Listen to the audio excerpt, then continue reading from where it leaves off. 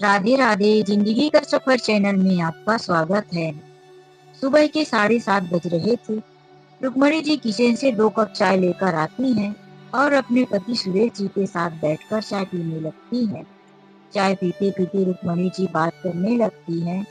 वह सुरेश जी से कहती हैं कि आज रक्षाबंधन का दिन है। सुबह से ही मेरा मन बड़ा उदास है। पिछले साल भैया और भाभी रक्षाबंधन पर शहर में ही थे, इसीलिए मैं उन्हें राखी बांधने गई थी। लेकिन इस साल तो भैया भाभी अपने बेटे और बहू के पास दूसरे शहर रहने चले गए हैं। साल भर हो गया भैया भाभी से मिले हुए। कुछ दिनों तक तो उनसे बात भी होती रहती थी, लेकिन कुछ समय हो गया कि अब बात भी नहीं हुई है। बहुत मन कर रहा है कि एक बार भैया और भाभी से मिल लूं। यह सुनकर सुरेश जी कहते हैं, रुक्मणी, चलो तुम पहले ही कही होती तो इस रक्षाबंधन में हम शहर चले जाते। अब आज तुम कह रही हो तो इतना जल्दी संभव नहीं होगा। हम कोशिश करेंगे कि तुम्हारे भैया और भाभी के पास जल्दी ही शहर मिलने चले। रुक्मणी जी चाय खत्म कर दोनों कप उठाकर किचन में जाने लगी तो सुरेश जी बोल पड़े, अरे हाँ रुक्मणी, एक बात याद आ गई। शहर से तुम अपनी सारी रिपोर्ट इकट्ठा कर लो। 2 दिन के बाद तो हमें भी शहर जाना है। तुम्हारी सारी रिपोर्ट चेक करवाना है। रुक्मणी जी ने कहा, वह तो मैंने पहले ही सारी रिपोर्ट इकट्ठा करके रख दिया है।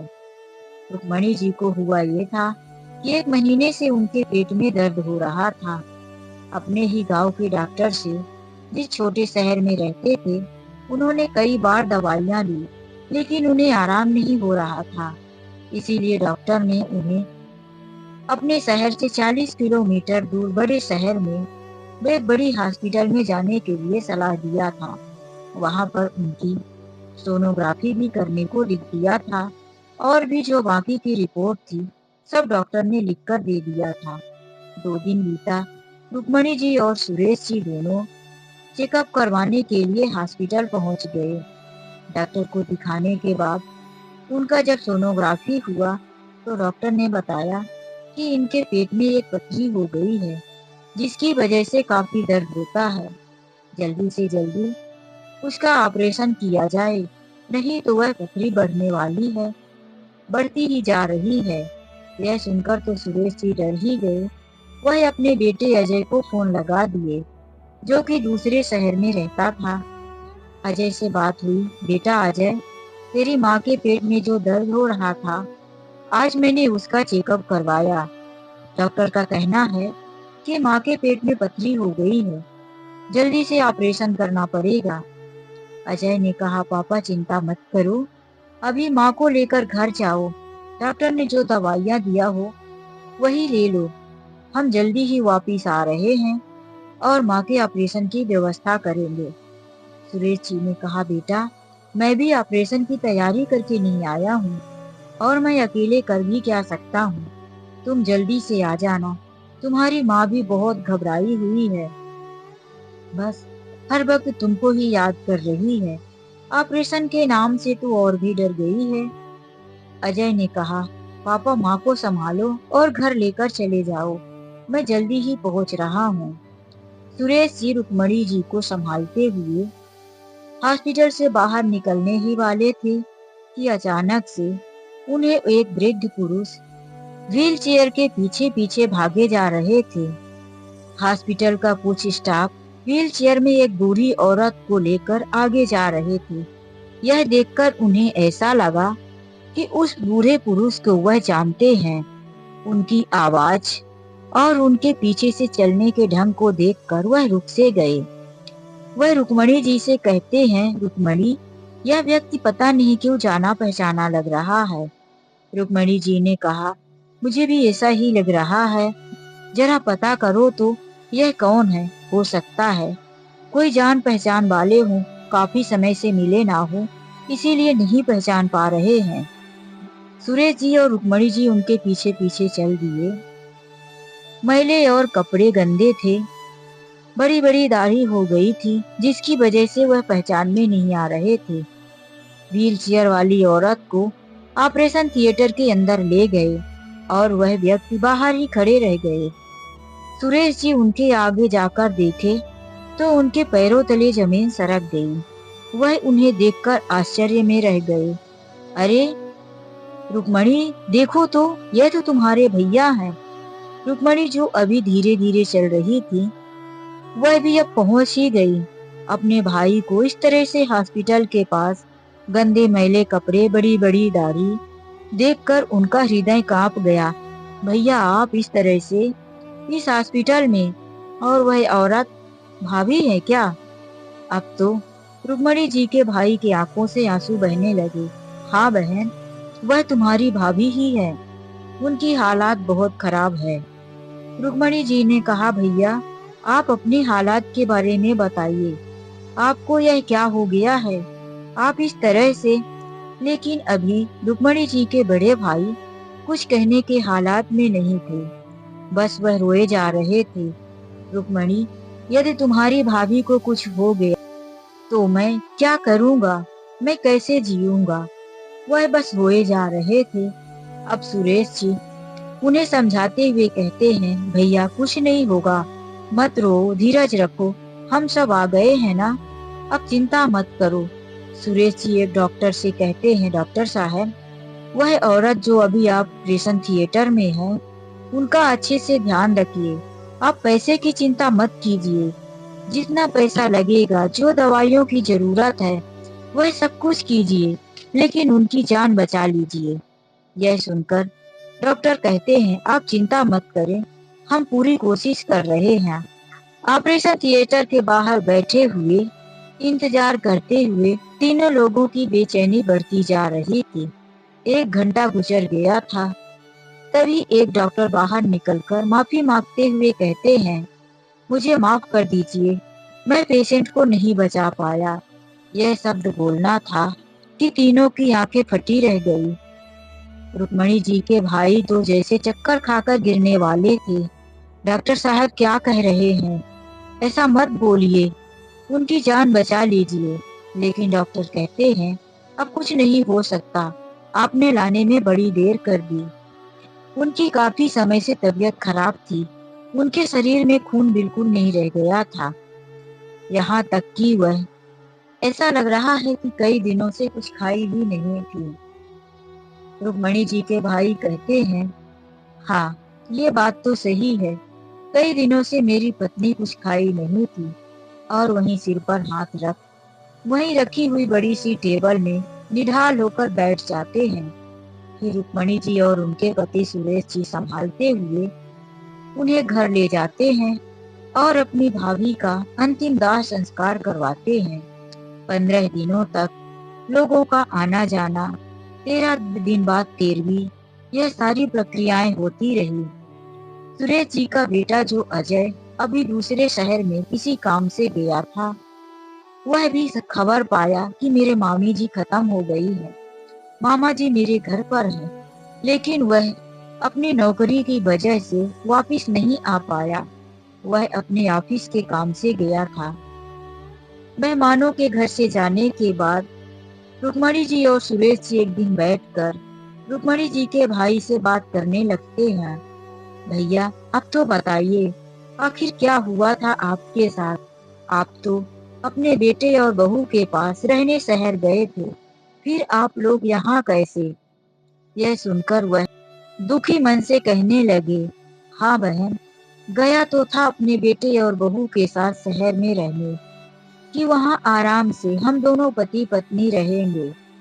बेटे और बहू के चक्कर में आकर मैंने अपना गांव का जमीन भी बेच दिया, घर बेच दिया, कि अब हमें जमीन और घर की क्या जरूरत है। शहर में बेटे बहू के साथ आराम से रहेंगे। लेकिन मेरे बेटे और बहू ने मेरे साथ चालाकी यहीं से करना शुरू कर दिया था, जो कि मैं बिल्कुल नहीं समझ पाया। यहाँ घर के पैसे जो मिले थे, वह सारा बेटा अपने अकाउंट में ट्रांसफर करवा लिया था। बोला, पापा, पैसे लेके जाना अच्छा नहीं होता, मेरे अकाउंट में पैसे हैं, आपको जब जरूरत पड़ेगी, आपका घर बिका है, आप अपने पैसे ले लेना। मैं जब शहर में गया तो बेटे से कहने लगा, बेटा, मुझे कुछ पैसों की जरूरत है, ला कर दे। तेरी माँ की तबीयत ठीक नहीं रहती, उसे हॉस्पिटल में दिखाना है। अब शहर आ ही गया हूँ तो किसी बड़े डॉक्टर को दिखा देता हूँ। मेरी बात सुनकर मेरे बेटे ने अपनी माँ को घर में रखी हुई कुछ दवाइयाँ दे दिया। कैसी बात करते हो पापा, माँ इतनी भी बीमार नहीं है। मेरे पास कुछ दर्द की दवाइयाँ हैं, यही दे दो। वह अपनी माँ को घर में रखी हुई गोली दे देता था, लेकिन जब मैं पैसे मांगता तो बात को टाल देता। हाँ पापा, रुको जरा, बैंक जाने के लिए टाइम नहीं मिल रहा, कल जाता हूँ ना। यह कहकर वह समय निकालता गया। धीरे धीरे 1 महीना बीता, 2 महीना, लेकिन मेरे बेटे ने मेरे हाथ में 1 रुपए नहीं रखा। अब तो मैं टाइट से कहने भी लगा कि बेटा, मुझे पैसों की जरूरत है, तू मुझे कुछ पैसे देता क्यों नहीं। मेरे गांव की सारी जमीन जगह और सारा घर बेचकर मुझे भी बिना पैसों का कर दिया है। अरे कम से कम मैं गांव में था, अपनी खेती किसानी से ही कमा लेता था, लेकिन यहाँ तो मैं बिल्कुल बेरोजगार और बिना पैसे का हो गया हूँ। कुछ दिनों तक तो बेटा कहता, पापा आज समय नहीं मिला बैंक जाने का, कल लाकर देता हूँ ना। मैं जब भी उससे पैसे की बात करता तो यही कहकर टाल देता। ऐसे ही 2 महीने गुजर गए। एक दिन मैंने उससे सुबह सुबह ही कहा, बेटा आज जा तू पहले बैंक, मुझे पैसे लाकर दे। तेरी माँ की तबीयत बहुत खराब हो रही है, मुझे उसे बड़ी हॉस्पिटल में दिखाना है। मेरी बात सुनकर बेटा गुस्से में आकर कहता है, क्या पापा, जब से आप आए हो पैसे की रट लगाकर रखे हो। अरे घर बेचा है तो पैसे किसी अच्छे काम में लगाओगे कि बस ऐसे ही खर्च कर दोगे। और देखो, आपको शहर में किस चीज की कमी है, बना बनाया खाना मिल रहा है, रहने को घर मिल रहा है, सब कुछ आपको फ्री में तो मिल रहा है, फिर आप लोग आराम से रहते क्यों नहीं। हर बार पैसे पैसे की रट लगा रखे हो। मैंने भी कहा, बेटा तेरी माँ की तबीयत ठीक नहीं है, रात भर दर्द से तड़पती रहती है, उसे डॉक्टर के पास दिखाना है, कुछ पैसे दे दे, माँ को तेरे दिखा देता हूँ और बाकी के तू रख ले। लेकिन इतने पर भी मेरा बेटा मेरी नहीं सुना और चुपचाप ऑफिस चला गया। अब तो उस घर में हम दोनों पति पत्नी की कोई इज्जत ही नहीं थी। कब बेटा आता, कब ऑफिस चला जाता, कुछ पता भी नहीं चलता था। इधर बहू हम लोगों के रहते हुए भी कभी कभी पूरा दिन खाना नहीं बनाती, कुछ बासी बचा रहता कि कुछ नाश्ता दे देती। उसके बाद वह दोनों पति पत्नी बाहर खाने चले जाते। वह दोनों तो हमारे घर के पैसों पर ऐश कर रहे थे, पार्टियां मना रहे थे, होटलों में जाकर खाना खाते थे, रोज नए नए कपड़ों की शॉपिंग करते। बहू ने तो कई जेवर खरीदा, कभी अपने लिए अंगूठी खरीदती, कभी गले की चैन खरीदती, कभी कान की बालियां। हमारी जो भी प्रॉपर्टी बिची थी, उस पैसे से दोनों मेरे बेटे और बहू आराम की जिंदगी गुजार रहे थे, और मुझे मेरी पत्नी की दवाई के लिए पैसे नहीं दे रहे थे। यह सब देखकर मुझसे रहा नहीं गया। एक दिन मैंने बेटे को सुबह सुबह ही कहा, अब तू जा बैंक और मुझे पैसे ला कर दे, तेरी माँ की तबीयत बहुत खराब है, आज सारी रात जागकर गुजारी है, उसके सीने में काफी दर्द होता है, मुझे डॉक्टर को दिखाना है। उस दिन बेटे ने गुस्से में आकर कहा, पैसे निकालने का क्या अच्छा तरीका है पापा, जब देखो माँ की बीमारी का बहाना बनाते रहते हो। कह क्यों नहीं देते कि आपको अपनी प्रॉपर्टी का सारा पैसा चाहिए, तो फिर आप बेचकर मेरे पास क्यों आए थे, आप वहीं रह जाते। यह सुनकर तो मैं बड़े गुस्से में आ गया और कहने लगा, मुझसे गलती हो गई जो मैं अपना घर और अपना सारा जमीन बेचकर तुम लोगों के साथ रहने आ गया। कम से कम गांव में हम अपनी मर्जी से जीते तो थे, लेकिन मेरे इतना कहने पर भी बेटे और बहू पर कोई असर नहीं हुआ। वह लोग तो अपनी ही दुनिया में मस्त थे। मेरे ही पैसों से मौज मस्ती करने के चक्कर में हम दोनों को ही भूल बैठे थे। अब मेरी पत्नी की तबीयत इतनी खराब रहती कि वह बिस्तर से उठ भी नहीं पाती थी। इसीलिए जब बहू घर पर नहीं रहती तो मैं पानी गर्म करता, किचन में उसके लिए कुछ बना कर देता, और जब बहू आती उतने पर भी मुझे गुस्सा करती। जब देखो किचन में ही घुसे रहते हो, इन दोनों को कितनी भूख लगती है। यह दोनों तो मेरे ऊपर मुसीबत बनकर बैठ गए हैं। अब मुझे समझ में आ गया था कि मेरे बेटे और बहू को हम दोनों पति पत्नी नहीं चाहिए, इन्हें तो हमारा पैसा चाहिए था। वह लोग अब हम दोनों से परेशान हो गए थे। एक दिन मैंने उनके कमरे में दोनों पति पत्नी को बात करते सुना। बहू कह रही थी, तुम अपने पापा और मम्मी को घर से ले जाकर कहीं छोड़ क्यों नहीं आते? ले जाओ, इन्हें गांव में वापस रख दो, वरना इसी शहर में किसी वृद्धा आश्रम में ले जाकर रख दो। मैं यह सुनकर तो बिल्कुल घबरा सा गया। मेरे पैरों तले जमीन सरक गई। मेरी बीमार पत्नी को जब पता चलेगा तो वह क्या सोचेगी? मेरी बहू हम दोनों को इस शहर में अनजान जगह पर वृद्धा आश्रम में छोड़े, इससे अच्छा है कि मैं अपनी पत्नी को लेकर यहाँ से चला जाता हूँ। दूसरे दिन सुबह ही मैं अपनी पत्नी को लेकर बेटे और बहू का घर छोड़कर चल दिया। घर तो मैंने पहले ही बेच दिया था, अब मैं जाता कहाँ? इसीलिए मैं वहां से आकर अपने शहर से दूर 40 किलोमीटर दूर पर ही उतर गया। उसी हॉस्पिटल में मैं एक बार अपनी पत्नी को दिखाने गया था। हॉस्पिटल में दिखाने के बाद मेरा कहीं रहने का ठिकाना नहीं था। मैं हॉस्पिटल के पास काफी समय तक बैठा रहा। फिर रोड पर आया तो हॉस्पिटल के पास ही प्लास्टिक से तनी हुई एक झोपड़ी दिखी। बारिश होने लगी थी, इसीलिए हम दोनों पति पत्नी उसी झोपड़ी में रहने चले गए। उसी झोपड़ी के पास बैठे हुए हमारा दूसरे दिन का सुबह था। रोड के किनारे आने जाने वाले लोग हम वृद्ध पुरुष को देख हमारे सामने कुछ पैसा डालकर चले गए। अब तो हमें समझ में आ गया कि लोग हमें भिखारी समझकर भीख दे रहे हैं। अब किस्मत में यही लिखा है तो हम यही करेंगे। हम दोनों इसी तरह से भीख मांगकर अपना गुजारा करने लगे। लेकिन मेरी पत्नी की तबीयत दिन प्रतिदिन बिगड़ती जा रही थी। मेरे पास इतने पैसे भी नहीं थे कि मैं उसे किसी डॉक्टर को दिखाऊं। सुबह से शाम तक भीख के जो पैसे आते थे उससे अच्छी तरह से हम दोनों का पेट भी नहीं भर पाता था। उस दिन जब हमारी हॉस्पिटल में मुलाकात हुई तो पत्नी की तबीयत बहुत बिगड़ गई थी। उसकी सांसें जोर जोर से चलने लगी थी, आंखें पूरी घूम रही थी।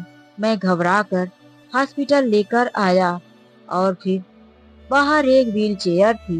हॉस्पिटल के एक स्टाफ ने उसमें बिठाने को कहा और ले जाकर जल्दी से अंदर जाने लगे। तभी मेरी मुलाकात रुक्मणी और सुरेश जी से हो गई। यह बताते बताते रुक्मणी जी के भाई रो रो कर अपना शर्ट का कॉलर गीला कर लिए थे। रुक्मणी जी भी रोने लगी और उनके पति सुरेश जी भी। रुक्मणी जी अपने भाई का हाथ पकड़कर कहती हैं, भैया आपने बहुत दुख सह लिया, अब आपको तकलीफ सहने की कोई जरूरत नहीं है, आपकी बहन अभी जिंदा है। रुक्मणी जी की बात सुनकर उनके भाई अपनी आंसू पोंछकर कहते हैं, बहन मैं तुम्हारे ऊपर बोझ नहीं बनना चाहता, मैं कहीं और चला जाऊंगा। लेकिन सुरेश जी ने कहा, भैया आपको कहीं और जाने की जरूरत नहीं है, आप यहीं रहेंगे हमारे पास। कुछ दिन गुजर गया था कि रुक्मणी जी के भाई का बेटा जो शहर में था वह अपने माँ की मरने की खबर सुनकर वहां वापस आया। उसे पता चला कि मेरे पापा अपनी बहन के घर में रह रहे हैं, इसीलिए वह भी वहीं आ गया। लेकिन जैसे ही वह रुक्मणी जी के घर के अंदर आने लगा तो उनके भैया ने दरवाजे पर देखा कि उनका वही नालायक बेटा है जो शहर में हमारे साथ इतनी बुरी तरह से व्यवहार किया था। उसी को याद करके रुक्मणी जी के भैया का खून खौल गया। यह नालायक यहाँ क्या लेने आया है? इसी की वजह से तो मेरी पत्नी इस दुनिया को छोड़कर चली गई। वह अपने बेटे को चिल्लाते हुए बोले, खबरदार, अगर तूने दरवाजे के अंदर कदम रखा तो तेरा अब यहाँ कोई नहीं है। उसने कहा, पापा, मुझे एक बार बुआ जी से मिलने दो। माँ इस दुनिया को छोड़कर चली गई है और आप मुझे खबर भी नहीं दिए। आखिर मैं आपका इकलौता बेटा हूँ, मेरा भी हक बनता है।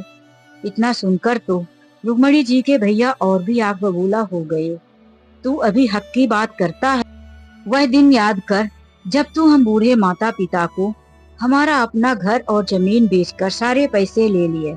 तेरी माँ बीमारी से तड़पती रही, मैं तेरे पास पैसों के लिए हाथ फैलाता रहा, लेकिन तू मेरे ही पैसे मुझे देने से मना कर दिया और दोनों पति पत्नी मेरी ऐसी हालात कर दिए कि मजबूरी बस मुझे रोड में भीख मांगना पड़ा और मेरी पत्नी मुझे छोड़कर चली गई। अब तो रुक्मणी जी और सुरेश जी भी उसके ऊपर गुस्सा करने लगे। बेटा, तूने यह अच्छा नहीं किया। तेरे पिताजी का गुस्सा जायज है। अब वह तुझसे रिश्ता नहीं रखना चाहते तो तू यहाँ से चला जा। यही समझ ले कि तेरे लिए माँ तो मर ही गई है, अब पिता भी इस दुनिया में नहीं है। यह सुनकर वह उल्टे पांव अपने वापस घर चला गया। कुछ दिन बीता था कि रुक्मणी जी का बेटा अजय भी आ गया। अजय अपने मामा जी को इस तरह से देखकर काफी दुखी हुआ। उसने बोला, मामा जी, मुझे खबर तो मिली थी कि मामी जी इस दुनिया में नहीं है। आपके साथ क्या क्या हुआ, लेकिन मैं बहुत परेशान था क्योंकि मेरी नई नई नौकरी है और शुरू में ही बॉस मुझे ऑफिस के काम से बाहर भेज दिए। यदि मैं पहला काम ही छोड़कर वापस चला आता तो मेरी नौकरी भी जा सकती थी। मामा जी, अब आप उन गमों को भूलने की कोशिश कीजिए। मामा जी अजय की बात सुनकर खूब रोए और उससे कहने लगे, बेटा, मेरे बेटे ने सब कुछ किया, कितना नालायक निकला मेरा बेटा। अजय ने कहा, मामा जी, अब भूल जाइए, उन दिनों को याद करके भी क्या फायदा। अजय अपने मामा जी को ले गया और उनकी दाढ़ी शेविंग करवाया, उनके लिए नए कपड़े दिलाया और फिर घर आकर बोला, माँ, अब जल्दी करो, चलो अब आपकी दवाइयों का टाइम हो गया है। पहले भी मेरी वजह से काफी लेट हो चुका है। रुक्मणी जी और सुरेश जी सारी तैयारी किए, पिछला रिपोर्ट लिए और अजय के साथ जाने को तैयार हो गए। अजय बाहर निकला तो देखा कि मामा जी उदास मन से बैठे थे। वह सोच रहे थे, अब मेरी बहन और जीजा जी शहर चले जा रहे हैं, अब मैं फिर अकेला हो जाऊंगा, कहाँ भटकूंगा। लेकिन अजय ने कहा, क्या मामा जी, अभी तक आप बैठे हैं, तैयार नहीं हुए? यह सुनकर तो मामा जी आश्चर्य में पड़ गए। क्या मुझे भी ले जा रहे हो बेटा? हाँ मामा जी, आपको इस हालात में अकेले कहाँ छोड़ूंगा, आप भी चलिए मम्मी और पापा के साथ। अजय की बात सुनकर मामा जी थोड़ा खुश हो गए और वह भी जल्दी जल्दी तैयार हो गए। लेकिन उनके दिल में जो उनके बेटे ने चोट दी थी वह कभी भूलने वाला नहीं था। कहीं ना कहीं उनकी पत्नी की मौत का जिम्मेदार खुद उनका बेटा ही था। यह उनका दिल मानकर बैठ गया था, इसीलिए वह अपने बेटे को माफ नहीं कर पा रहे थे, आत्मग्लानि से निकल नहीं पा रहे थे। अजय ने मामा जी, अपने पिताजी और अपनी माँ को लेकर अपने शहर में पहुंच गया, जहां वह अपनी पत्नी के साथ रहता था। जब सब लोग घर पर आए तो देखे अजय ने वहां पर एक बहुत बड़ा मकान ले रखा था, 5-6 कमरे का था। यह देखकर तो रुक्मणी जी को बहुत अच्छा लगा। बेटा, घर तो तुमने बहुत अच्छा बनवा लिया है।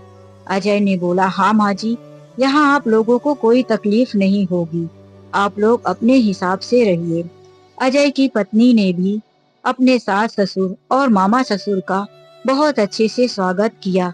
मामा ससुर तो पहले संकोच में थे कि कहीं मेरी बहू की तरह भी यह भी बहू ना मुझे बोझ समझ ले, लेकिन अजय की पत्नी बहुत अच्छी थी।